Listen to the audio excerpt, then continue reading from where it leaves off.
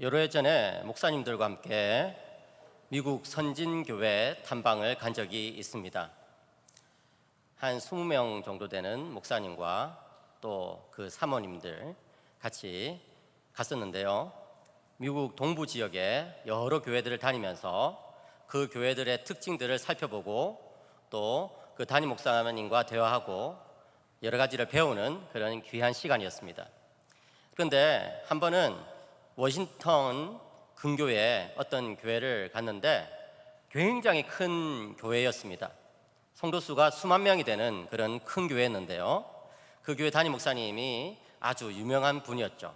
저보다 나이가 그렇게 많지도 않은 그런 젊은 분이었는데 그렇게 큰 교회를 담임하고 참 목회를 잘하는 분이셨습니다. 그런데 이제 저희들이 그날은 마침 주일이라 가지고 다 같이 주일 예배를 참석하고 있었는데 그 목사님께서 설교를 쭉 하시다가 이렇게 질문을 하시는 거예요.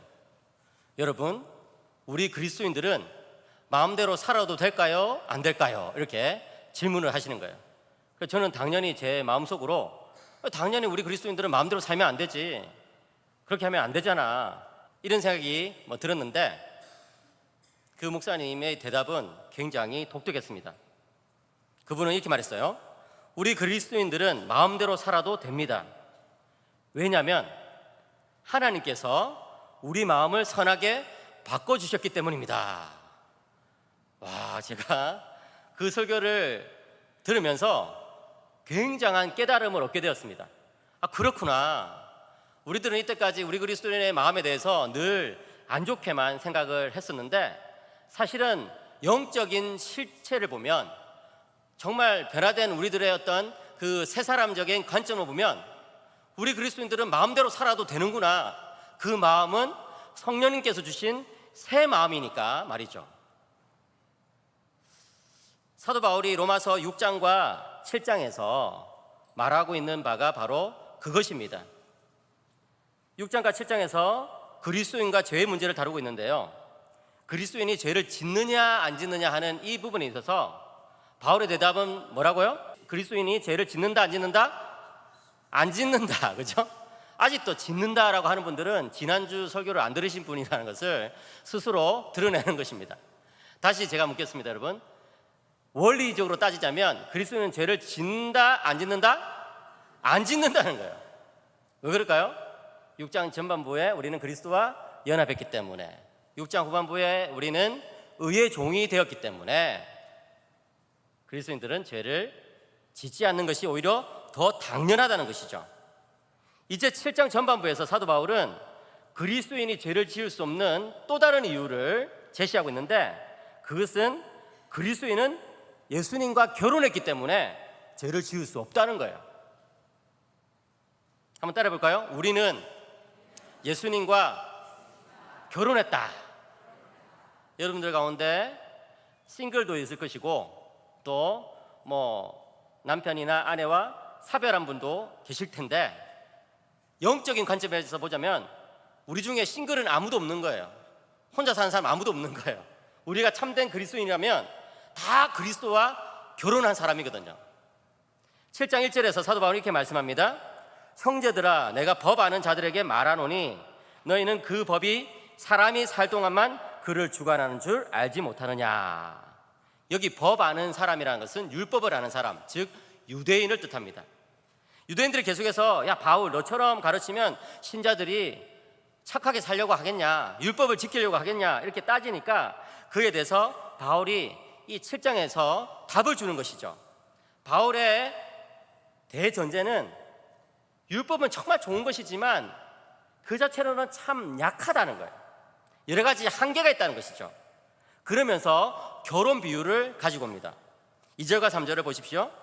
남편 있는 여인이 그 남편 생전에는 법으로 그에게 매인받으나 만일 그 남편이 죽으면 남편의 법에서 벗어나느니라. 그러므로 만일 그 남편 생전에 다른 남자에게 가면 음녀라. 그러나 만일 남편이 죽으면 그 법에서 자유롭게 되나니 다른 남자에게 갈지라도 음녀가 되지 아니하느니라. 아멘. 여러분 한번 생각해 보세요. 제가 영어를 써서 죄송하지만 C라는 여인이 있었는데 이 여인이 L이라는 남자와 결혼했어요. 근데 결혼해서 살아보니까 막 너무 힘들어요. 예, 대부분의 여성들이 느끼는 것처럼 이 결혼 생활이 너무 쉽지가 않아요. 그래가지고 이 엘로부터 많은 이제 구박을 받고 늘 정죄당하고 힘들어하는 것이죠. 이 엘이라는 이 남편은 어떤 규정을 만들어 놓고 규율을 만들어 놓고 계속해서 이대로 지켜야 된다 막 하면서 이 아내를 갈구고 괴롭히는 그런 남편이었거든요. 그런데 이 남편이 세상을 먼저 떠난 거예요. 그러니까 이제 이 C라는 여인이 혼자 됐는데, 혼자 살다가 이제 다른 남자를 만나서 결혼을 하게 된 것이죠. J라는 새 남편을 맞이하게 된 거예요. 이 남편이 사별했으니까 이제 새롭게 결혼할 수도 있는 것이잖아요, 그죠? J라는 남편을 만나가지고 결혼했는데 이 새 남편은 너무 좋은 거죠. 이야, 결혼 생활이 너무너무 행복해요. 이쯤 이야기를 들으니까 어떤 분들은 나도 남편을 바꿔볼까 남편을 바꾸면 행복해지는가 이렇게 생각하는 분들이 계실 텐데 그렇지 않습니다, 여러분. 이것은 성경에 나오는 이야기고 현실 세계에서 남편 바꾼다고 해가지고 행복해지는 경우는 거의 없죠, 그렇죠? 거의 없어요. 요즘 우리 제자들이 결혼한다고 가끔씩 찾아오거든요. 코로나가 끝나였으니까 이제 결혼한다고 찾아와요. 보면은 막 눈에서 막 서로 막 정말 너무 행복이 막 쏟아 넘쳐요. 포인트를 서로를 향해서 보면서 막 포인트가 계속 쌓이는 것 같고 막 이 자매들이 더 좋아하는 것 같아. 그래서 제가 이 현실을 좀 알려주기 위해서 조금 진지하게 이야기를 해주죠. 지금은 이렇게 좋아하지만 결혼해서 살다 보면 어려운 점이 있습니다. 그렇기 때문에 서로 인내하고 참고 하는 것이 중요합니다. 이래도 못 알아들어요. 예, 못 알아들어. 교수님, 우리 그이는 저한테 너무 잘해줘요 이러면서 막 딴소리하고 있어요. 그런데 벌써 이제 결혼식을 하고 신혼여행 가면 벌써부터 문제가 생기거든요. 왜 신혼여행이 신혼여행인지 아세요? 한 사람은 신이 나고 다른 사람은 혼이 나기 때문에 신혼여행. 그래 벌써 막 신혼여행 갔다 오면서부터 막 표정이 별로 좋지가 않아요. 교수님 말씀이 맞구나 뭐 이런 거죠. 다시 여러분 아까 그 이야기로 돌아가가지고 이 C라는 여인은 뭐냐? 크리스천, 크리스천의 C예요. 기독교인을 뜻하는 것이죠. 이 L은 뭐냐? L이라는 이 전 남편은 law, 영어로 law가 뭐냐면 율법이에요, 율법. 그 다음에 J라는 이 새 남편은 누굴까요? Jesus. 예, 한번 따라해볼까요? Jesus. 예, 우리 예수님을 뜻한 거죠. 예수님이 영어로 지저스잖아요. 그래서 제가 이 그 첫 자를 가지고 와가지고 비유를 설명한 거예요. 한 사람이 있었는데 율법을 남편으로 맞이해서 살 때는 너무 힘들고 괴로웠다는 거예요. 계속해서 율법의 정죄를 당하고 율법의 속박 속에서 자유를 누리지 못하고 너무 힘들었다는 것이죠. 그런데 이제 율법과 관련 맺는 방식이 사라져 버렸어요. 율법이 죽었다기보다는 이제 새 남편인 제이가 오셔가지고 예수님이 오셔가지고 우리로 하여금 율법으로부터 자유롭게 해주셨다는 것이죠. 그러니까 여기서 이제 이 옛 남편이 죽었다라는 이 표현에 대해서 우리가 조금 이해할 필요가 있어요. 어떤 주석학자들은 이 옛 남편이 죽었다는 것은 율법이 이제 죽었다는 것이고 사라졌다는 것이고 그렇기 때문에 우리 그리스도인들에게 율법은 더 이상 필요 없다는 뜻이다 이렇게 말하는 사람이 있는데 그것은 아니에요. 우리 그리스도인들에게도 여전히 율법이 필요 있거든요. 그런데 이 옛 남편이 죽었다는 것은 무슨 뜻이냐면 율법과 관련 맺는 이 방식이 이제 달라졌다 이 뜻이에요. 이전에는 율법과 관련 맺는 방식이 어떤 규율을 지켜야지만 나도 만족하고 하나님도 좋아하신다는 그런 어떤 생각 속에서 계속해서 율법이 하나의 짐이 된 거예요. 그래가지고 이 율법 같이 살 때 계속해서 부담감만 쌓여갔던 것이죠. 그런데 이제 이 옛 남편이 죽었다는 것은 율법이 완전히 사라졌다는 뜻이 아니라 율법과 관련 맺는 방식이 이제 바뀌었기 때문에 이제 율법이 나와 같이 있다 하더라도 예수님이 나와 함께 하시기 때문에 이게 중요한 거예요. 율법이 나와 같이 있지만 예수님이 또 나와 함께 하시기 때문에 이 율법이 더 이상 짐이 아니라 정말 내 대신 율법을 이루어주신 예수님과 함께 이 율법을 지키면 또 나에게 늘 힘을 주시는 예수님과 함께 이 율법을 준행하면 율법을 지키는 것이 너무나 즐거워진다는 거예요. 이것이 바로 옛 남편이 죽었다라고 표현이 되는 것이죠. 4절에 보면 그것을 또 다른 표현을 쓰는 거예요. 그러므로 내 형제들아 너희도 그리스도의 몸으로 말미암아, 어떤 몸이에요? 우리를 대신해서 십자가에 주신 그 몸이죠. 그리스도의 몸으로 말미암아 율법에 대하여 죽임을 당하였으니, 이거 보세요. 아까 앞에서는 이 옛 남편이 죽었다고 이야기하는데 지금 여기서는 내가 죽었다는 거예요. 우리가. 그러니까 이게 뭐냐면은 율법과 관련 맺는 방식이 달라졌다.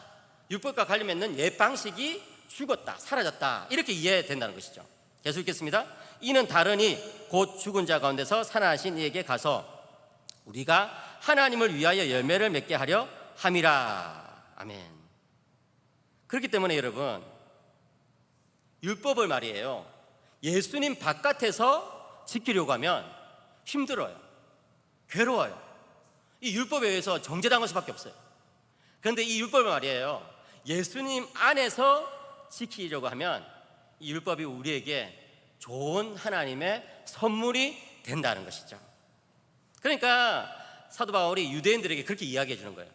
야, 유대인들아, 이 법을 아는 사람들아, 이제 율법을 내가 지키지 말라고 하는 게 아니야. 우리 그리스도인들은 율법을 지켜야 된다고 나도 믿어. 그런데 문제는 뭐냐면은 너희 유대인들처럼 예수님을 쏙 빼놓고 율법을 지키려고 하면 힘들걸? 괴로울걸? 나도 이전에 그런 삶을 살아봤잖아. 사도 바울이 그랬잖아요, 그죠? 사도 바울이 예수님 만나기 전까지 20대 중반까지 예수님 없이 율법을 지키려고 해봤던 사람이거든요. 그러니까 이게 힘든 거예요. 너무 어려운 거예요. 그런데 이제 예수님을 딱 만나고 나서부터 율법을 지키려고 하니까 어때요? 율법의 참된 의미를 알게 되고 율법을 드디어 즐거워하면서 지킬 수 있게 된다는 것이죠. 사랑하는 여러분, 기억하시기 바랍니다. 예수님께서 나 대신 십자가에 죽으셨다는 것을 믿으시기 바랍니다. 그렇기 때문에 이제 우리는 율법의 저주에서부터 벗어났다는 것도 믿으시기 바라요. 그렇기 때문에 이제 율법은, 하나님의 말씀은 더 이상 우리들에게 짐이 아니라는 것을 기억하셔야 돼요. 여러분, 교회 생활하면서 말이에요, 막 힘들기만 하고 막 짜증나기만 하고 괴롭기만 하고 이러면은 뭔가 좀 잘못된 거예요. 제가 여기서 막 이렇게 설교를 하니까 참 목사가 되면 즐거운 것보다 이렇게 생각하겠지만 아니에요. 한번 목사 한번 해보세요. 즐거운지. 제 친구 중에 의사인 친구가 있거든요. 그 친구 만나면 항상 그런 이야기예요. 병훈아, 사람들은 의사를 부러워하고 뭐 좋아하지만 그거 다 몰라서 하는 소리야. 의사의 삶은 고단하다, 고단해. 막 이래요. 그럼 제가 뭐라고 이야기하는 줄 아세요? 목사도 고단하다. 다 고단하죠.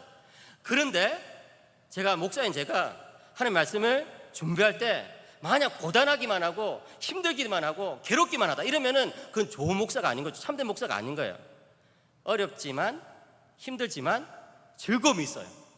보람이 있는 거거든요.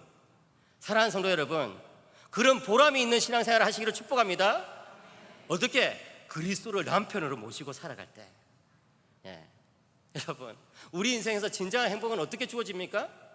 뭐 남편 바꾼다고, 아내 바꾼다고 주어집니까? 뭐 자식이 바뀌면 달라진다고 뭐 행복해집니까? 뭐 돈을 많이 벌면, 명예를 얻으면? 그런 게 아니에요. 그런 게 아니라고요.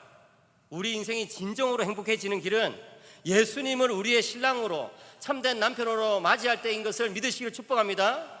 그 길밖에 없다는 것을 사도 바울이 이야기하는 것이죠. 그래서 종교학자 칼빈은요, 본문을 해석하면서 이렇게 말했어요. 우리가 율법에서 벗어난 것은 그리스도께로 가서 그의 몸에 연합되기 위해서이다 라고 말이죠.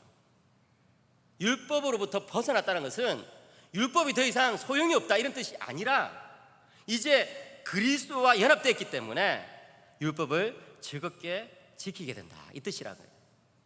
여기서 여러분, 사도 바울이 왜 결혼 비유를 사용했을까? 그것을 한번 생각해 볼 필요가 있어요. 일단은 사도 바울은 예수님 따라쟁이니까 예수님을 모방하기를 좋아하니까 예수님이 이 마태복음 9장이나 25장 이런 데 보면 결혼 비유를 쓰셨거든요.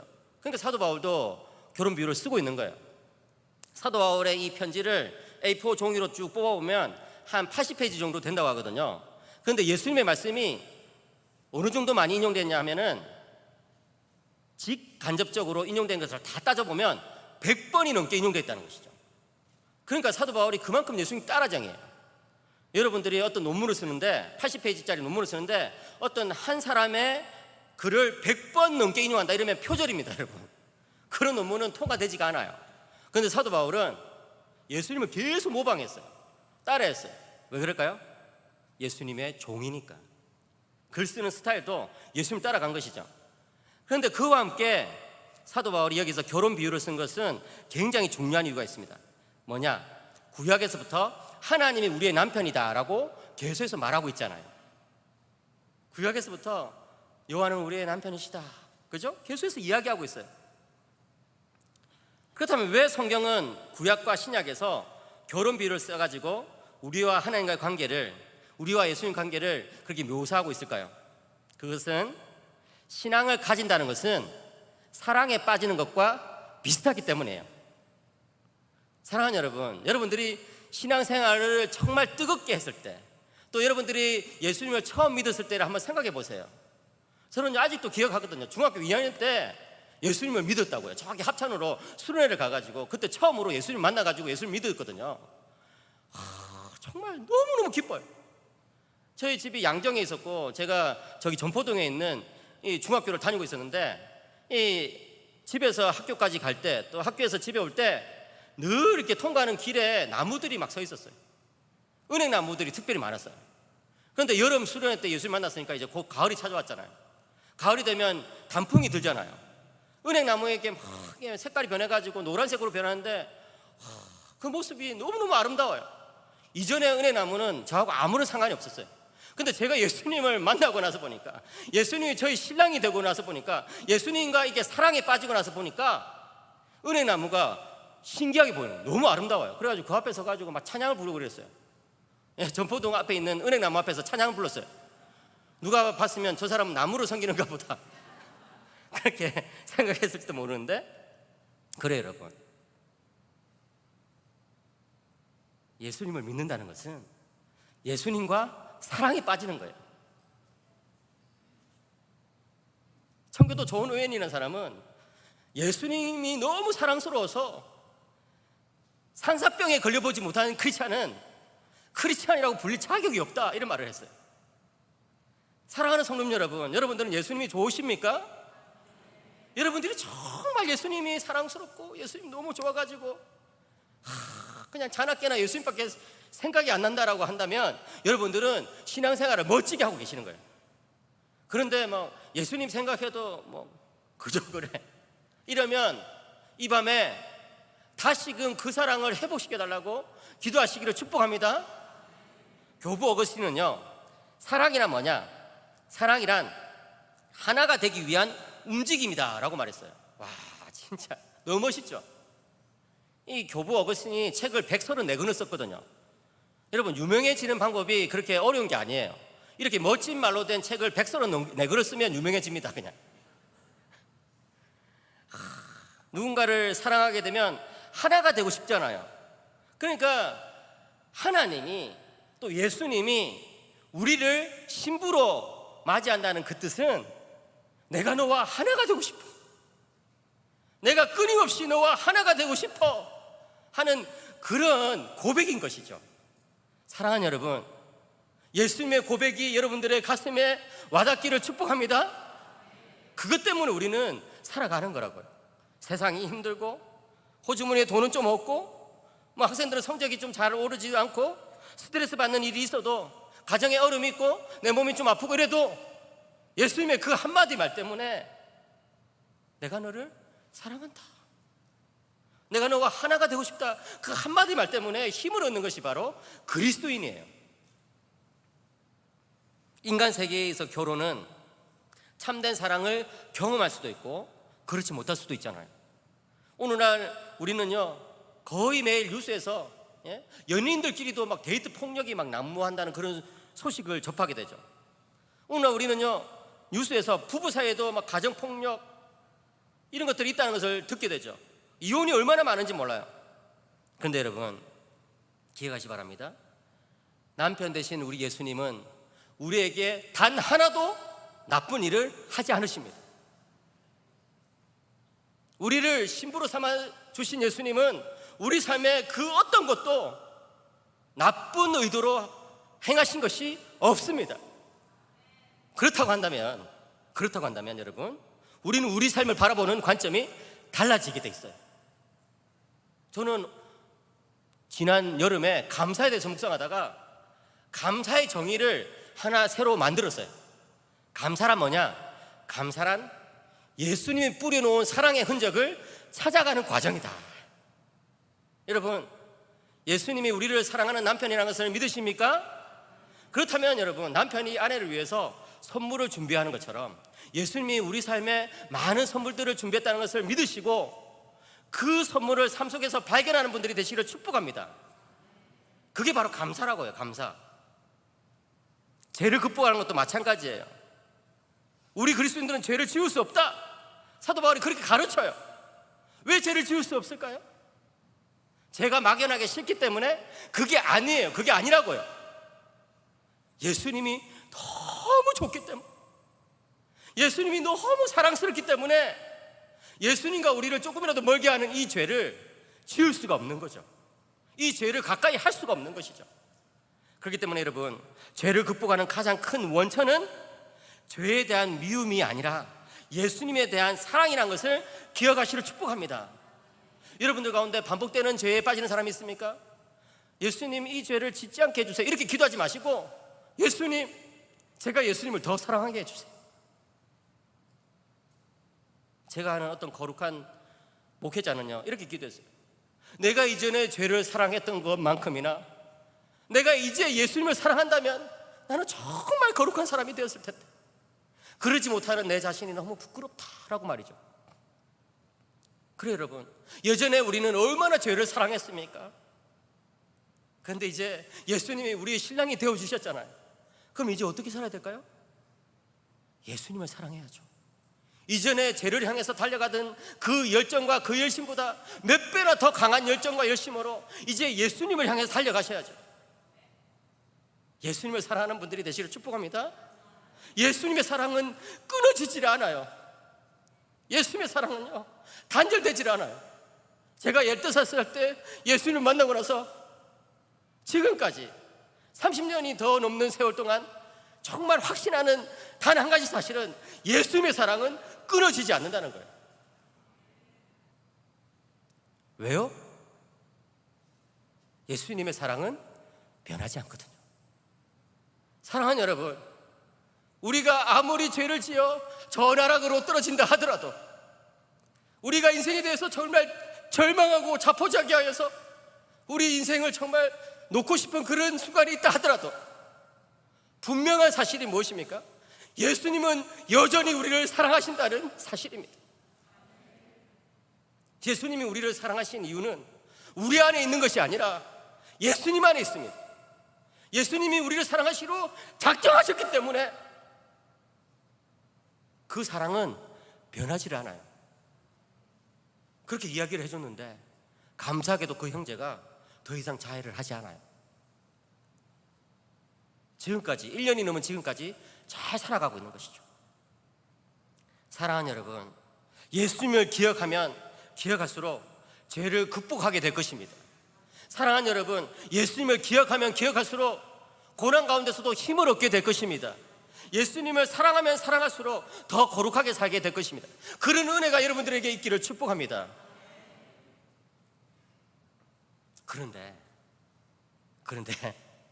사도 바울은 정말 목회자예요. 여기까지 이야기하고 마치면 우리 모두 다 절망하겠죠. 왜? 우리는 죄를 지으니까요. 그런데 이제 7장 후반부에서 사도 바울은 새로운 이야기를 해주는 거예요. 사실은 그리스도인들도 죄를 짓습니다 하는 것이죠. 표정을 보니까 안도의 한숨을 그냥 살았다. 나도 그리스도인이 맞구나. 맞아요 여러분. 로마서 6장 전반부에서 말하는 것처럼 우리는 그리스도와 연합했기 때문에 죄를 지을 수 없어요. 6장 후반부에서 말하는 것처럼 우리는 의의 종이 되었기 때문에 죄를 지을 수 없다고요. 7장 전반부에서 말한 것처럼 우리는 그리스도와 결혼했기 때문에 죄를 지을 수 없습니다. 믿으시기 바랍니다.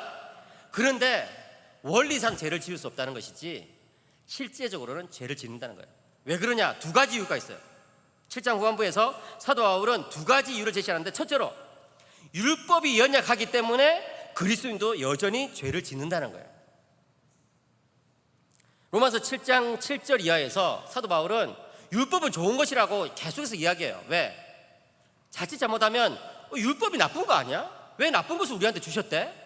뭐 이런 식으로 하나님에 더 오해할 수 있으니까 7절에 율법이 죄냐? 그럴 수 없느니라 하면서 율법이 죄가 아니고 좋은 것이라고 이야기하고 있어요. 12절에도 율법은 거룩하고 계명도 거룩하고 의로우며 선하다라고 이야기하면서 율법은 나쁜 거 아니다, 하나님께서 우리에게 좋은 것을 주신 거다, 이렇게 이야기하고 있어요. 율법이 이렇게 좋은 것이면 그리스도인 율법을 들으면 들을수록 더 좋아져야 되잖아요. 더 거룩해져야 하잖아요. 그런데 율법을 듣는 것만으로는 안 된다는 거예요. 문제가 있어요. 뭐냐? 율법은 선한데 연약하다는 것이죠. 한번 따라해 볼까요? 율법은 선한데, 다시 크게 율법은 선한데 연약하다. 네, 이거예요. 율법은 선한데 연약하다는 것이죠. 율법은 좋은 거예요. 그렇지만 연약하기 때문에, 왜 율법이 왜 연약해요? 율법은 그냥 문자니까, 그죠? 그냥 율법은 어떤 규율이니까, 살아서 움직이는 게 아니니까 내 안에 있는 죄를 극복시켜 주지 못한다는 것이죠. 8절 한번 읽어볼까요? 8절. 그러나 시작.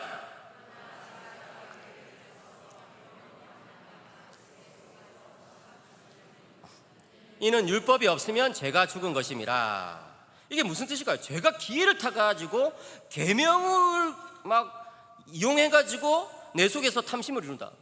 좀 이상하잖아요. 죄가 율법을 막 사용해가지고 이 계명으로 말미암아서 우리 속에 오히려 탐심을 이룬다는 거예요. 안 좋은 일을 막 더 확장시킨다는 거예요. 뭐냐? 인간은 본성상 뭘 금지시키면 더 하고 싶어진다는 거예요. 여러 해 전에 유행했던 그런 말 있잖아요. 선 넘네 선 넘어. 이거 있잖아요. 선 넘네 선 넘어. 이렇게 이야기하니까 한 가지 생각이 나는데, 우리 교회에서 몇 년 전에 그 코로나가 심할 때 부활절이 됐는데 그 부활절 달걀을 안 준 거예요. 그러니까 어떤 중학생이 교회를 나오면서 교회가 진짜 선 넘네 선 넘어 이러더라고요. 부활절날 달걀도 안 주냐 뭐 이래. 그 교회의 깊은 의도를 잘 모르고. 그런데 어쨌든 여러분, 모든 사람들은 이 선을 넘기를 좋아해요. 고속도로에서 시속 100km 이렇게 딱 걸어놓으면 이상하게 100km를 막 넘고 막 더 밟으려고 하는 그런 사람들이 항상 있잖아요. 여러분들은 아닌가 보네요.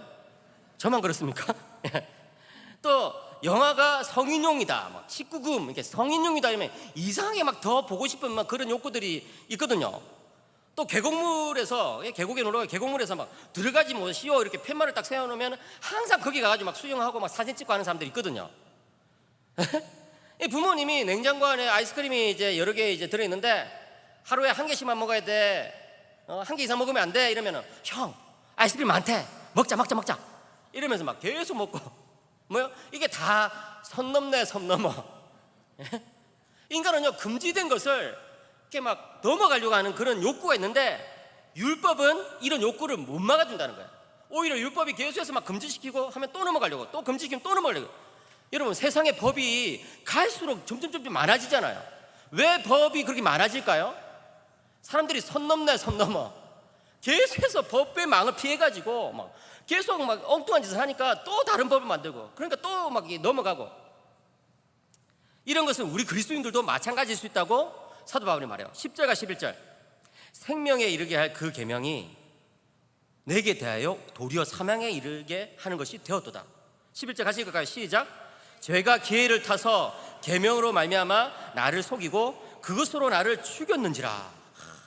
여러분, 우리 그리스도인들도 이런 경험을 하게 된다는 거예요. 예를 들어 볼까요? 우리가 예배 시간에 하나님 말씀을 들어요, 그죠? 그런데 그 말씀을 율법으로 들으면, 문자로 들으면 오히려 문제가 생길 수 있다라고 사도 바울이 여기서 지적하는 거예요. 예배 시간에 목사님이 이 가정의 달 5월을 맞이해가지고 이런 설교를 하신다고 생각해 보세요. 남편은 아내를 사랑해야 합니다. 어떻게 해요? 그리스도께서 교회를 위해서 자기의 몸을 주신 것처럼 사랑해야 합니다.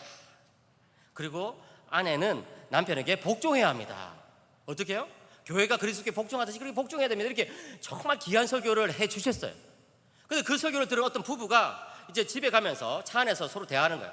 남편이 아내에게 말해요. 여보, 복종하라고 그러잖아. 당신은 맨날 그렇게 나한테 대들고 막 잔소리하고 복종하라고 그렇게 하시잖아.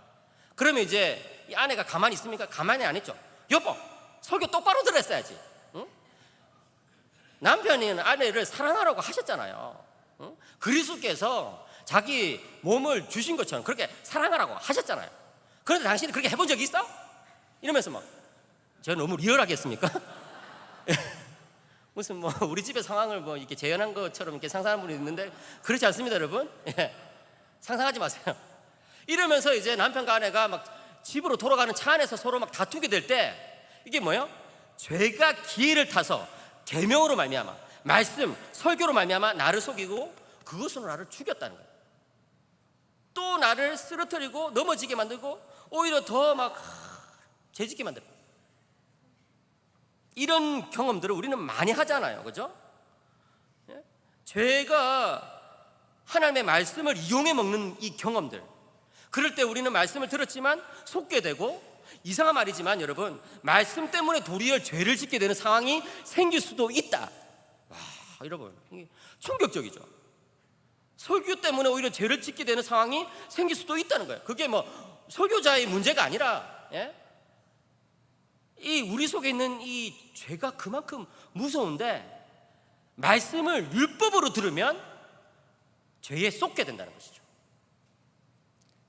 사랑하는 여러분, 이제부터는 말씀을 율법으로 듣지 아니하고 하나님의 말씀을 사랑으로 성령 충만한 가운데 듣는 분들이 되시길 축복합니다. 둘째로, 그리스도인이 죄를 짓는 또 다른 이유가 있는데 육신이 연약해서 그렇다는 거예요.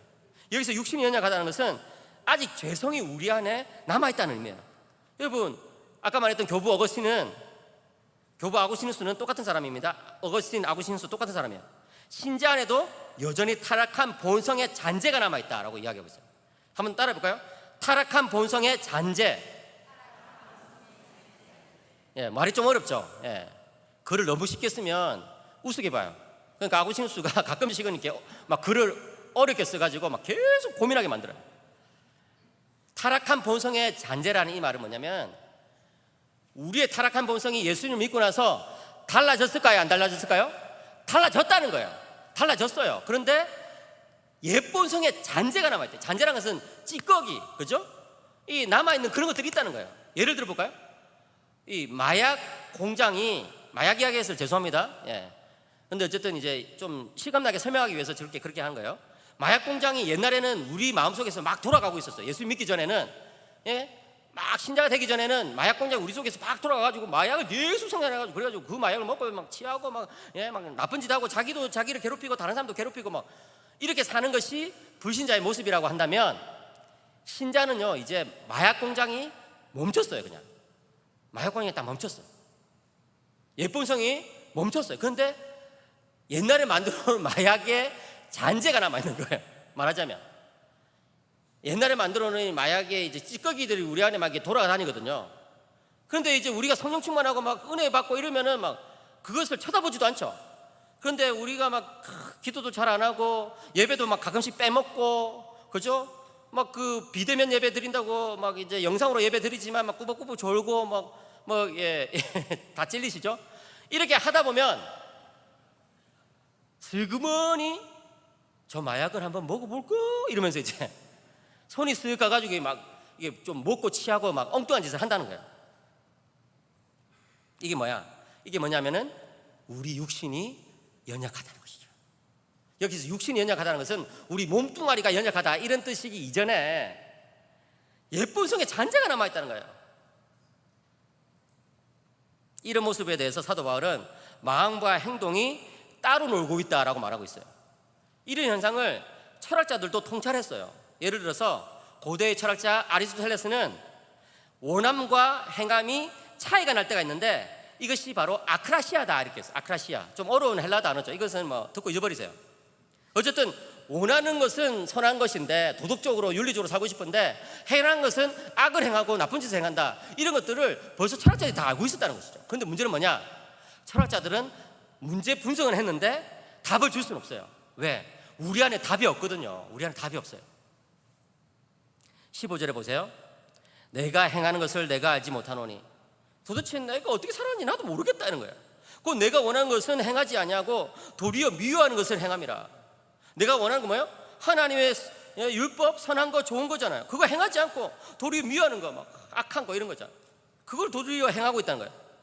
분명히 내 마음이 원하는 것은 다른 사람 뒷담화하면 안 된다, 다른 사람 막 욕하고 막 이렇게 하면 안 된다는 건데, 이상하게 동창 친구 만나서 이야기하다 보면 막 옛날에 그 막 동창들 막 욕하고 막 선생님들 욕하고 막 자기 남편 욕하고 이러면서 막 우울해지었는데 집에 오면서 뭔지 좀 찜찜하죠. 집에 와서 좀 찜찜해요. 그러다가 이제 설교 시간에 말씀 들으면 막 굉장히 찔리죠. 내가 지난주에도 또 죄를 지었구나 이러면서 막. 22절 23절 보세요. 내 속사람으로는 하나님의 법을 즐거워하되 내 지체 속에서 한 다른 법이 내 마음의 법과 싸워 내 지체 속에 있는 죄의 법으로 나를 사로잡는 것을 보는도다. 여러분, 사도 바울이 인간의 내면을, 우리 그리스도인의 이 모습을 얼마나 깊이 통찰하고 있는지 몰라요. 내 마음에는 하나님의 법이 있어요. 예?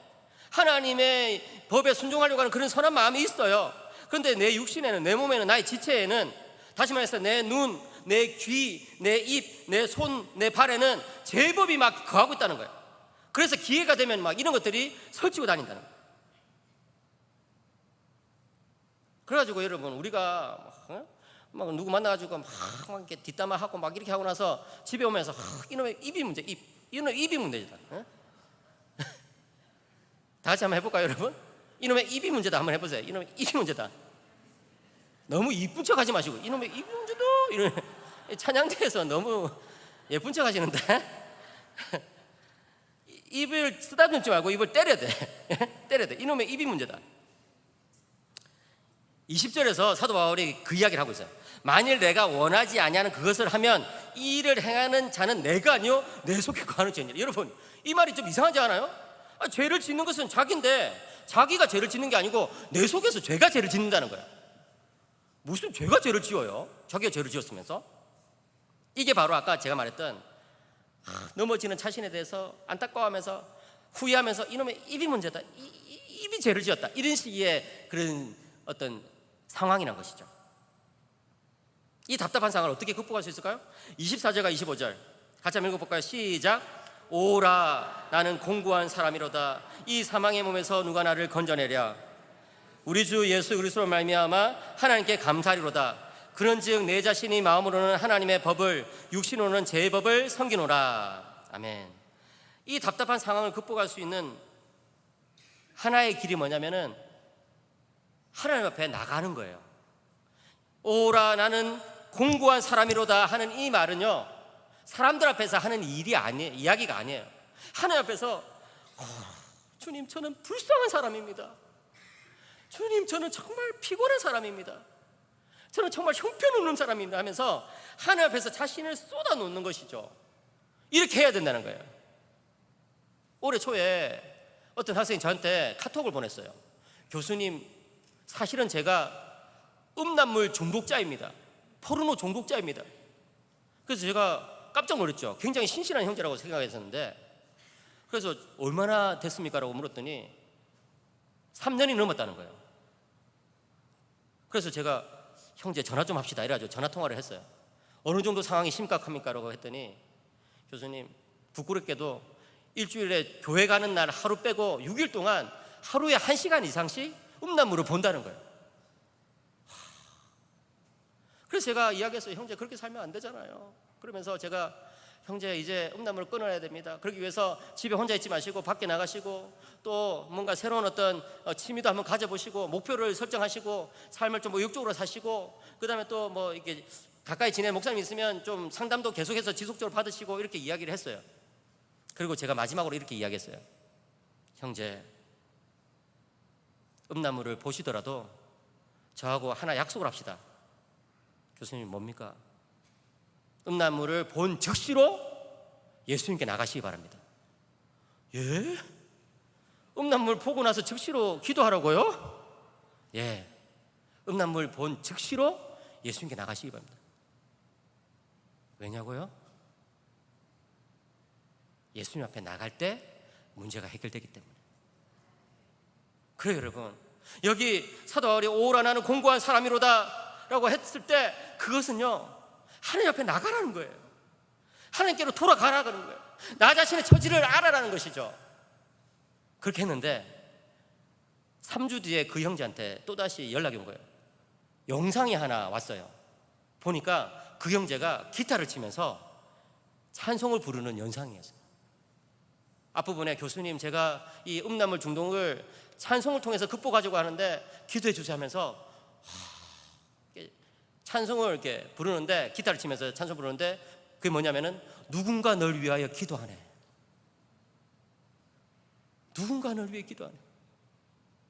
그래 여러분, 우리가 때로 넘어지고 때로 쓰러질지라도 우리를 위해서 변함없이 기도하는 분이 계시다는 것을 믿으시길 바랍니다.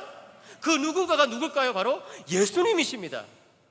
우리 마음으로는 하나님의 법을 정말 살고 싶죠. 그대로 살고 싶죠. 선하게 살고 싶죠. 그렇지만 죄의 법이 우리를 이끌어갈 때가 있잖아요. 연약해서 죄를 지을 때가 있잖아요. 그럴 때 사도 바울이 뭐라고 말합니까? 25절에 우리 주 예수 그리스도로 말미암아 하나님께 감사하리로다. 우리 주 예수 그리스도로 말미암아 하나님께 감사하리로다. 예수 그리스도께서 계시기 때문에 나는 넘어질지라도 다시 일어설 수 있다는 거예요. 청교도 토마스 구디는 이렇게 말했습니다. 그리스도인이 죄를 지을 때 예수님은 화를 내시기보다 불쌍히 여기신다라고 말이죠. 사랑하는 성도 여러분, 기억하시기 바랍니다. 우리가 넘어지고 쓰러지고 죄를 짓는다 하더라도 예수님은 우리를 버리지 않으십니다. 우리에게 화를 내시기보다는 도리어 우리를 불쌍히 여기시면서 내가 너를 용서한다 라고 말씀해 주십니다. 어떨 때? 우리가 예수님께 돌아갈 때 오라 나는 공고한 자로다 하면서 주님 앞에 엎드릴 때 주님께서 나를 받아주신다는 것이죠. 어떤 청교도는 이렇게 말했습니다. 천국이 영원한 이유가 있다. 천국이 영원한 이유는 하나님께서는 그 아들의 결혼이 파혼으로 끝난 것을 원치 않으시기 때문이다. 무슨 말입니까? 우리와 결혼하신 예수 그리스도는 절대로 우리와 이혼하지 않으십니다. 우리와 결혼하신 예수 그리스도는 절대로 우리를 버리지 않으십니다. 바로 그 이유 때문에 천국은 영원할 것이고 그 영원한 천국에서 신부된 우리들이 예수 그리스도와 함께 온전한 모습으로 살아가게 될 것입니다.